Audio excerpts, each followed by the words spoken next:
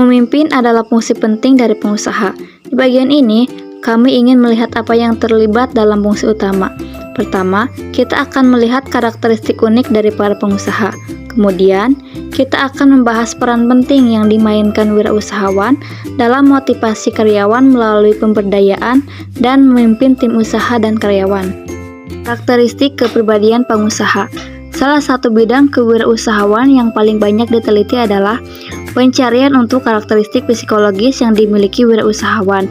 Jenis kepribadian apa yang dimiliki wirausahawan yang mungkin membedakan mereka dari bukan wirausahawan, dan ciri apa yang dimiliki wirausahawan yang dapat memprediksi siapa yang akan menjadi pengusaha sukses. Adapun 7 karakteristik kepribadian yang pertama, motivasi tingkat tinggi, kepercayaan diri yang berlimpah, kemampuan untuk terlibat dalam jangka panjang, tingkat energi tinggi, pemecah masalah yang tinggi, inisiatif tingkat tinggi, dan kemampuan untuk mengatur tujuan. Motivasi karyawan melalui pemberdayaan.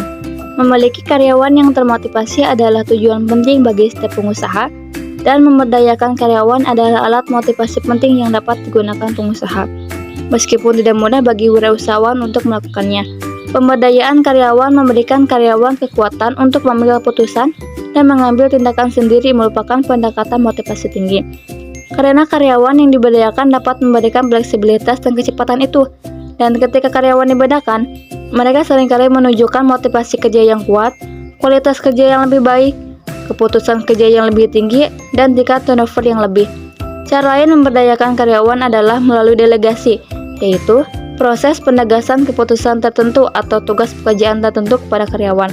Jika seorang wirausahawan menerapkan pemberdayaan karyawan dengan benar, yaitu dengan komitmen lengkap dan total terhadap program pelatihan karyawan yang sesuai, hasilnya dapat mengesankan bagi usaha dan bagi karyawan yang diberdayakan. Yuk kita masuk ke poin tentang pengusaha sebagai pemimpin.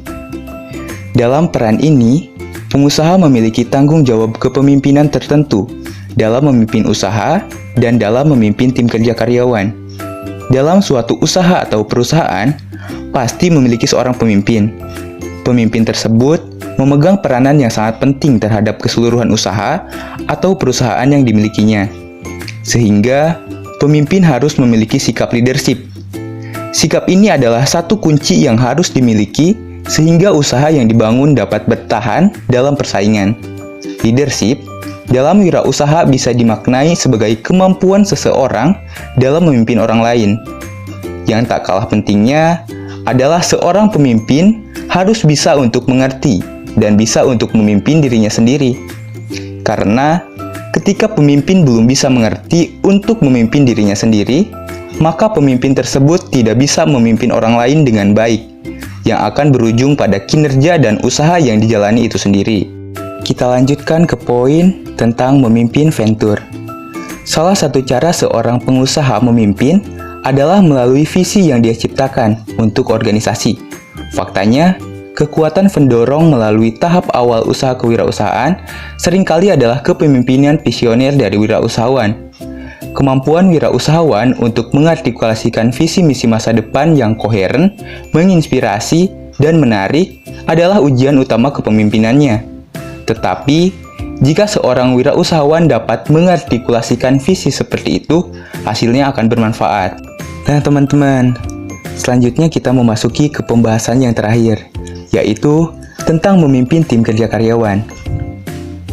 Banyak organisasi wirausaha dan lainnya menggunakan tim kerja karyawan untuk melakukan tugas-tugas organisasi, menciptakan ide-ide baru, dan menyelesaikan masalah.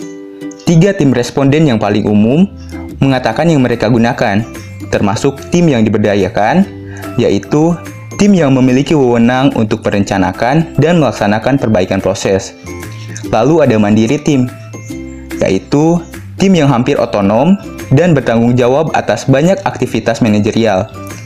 Dan yang terakhir, ada tim lintas fungsi, yaitu tim kerja yang terdiri dari individu-individu dengan berbagai spesialisasi yang bekerja bersama dalam berbagai tugas. Memanfaatkan kearifan kolektif dari para karyawan usaha dan memberdayakan mereka untuk membuat keputusan mungkin merupakan salah satu cara terbaik untuk beradaptasi dengan perubahan. Selain itu, budaya tim dapat meningkatkan moral dan lingkungan tempat kerja secara keseluruhan. Baiklah teman-teman, sekian video pembahasan materi dari kelompok kami. Terima kasih telah menonton video ini hingga akhir, and see you to the next video. Bye-bye!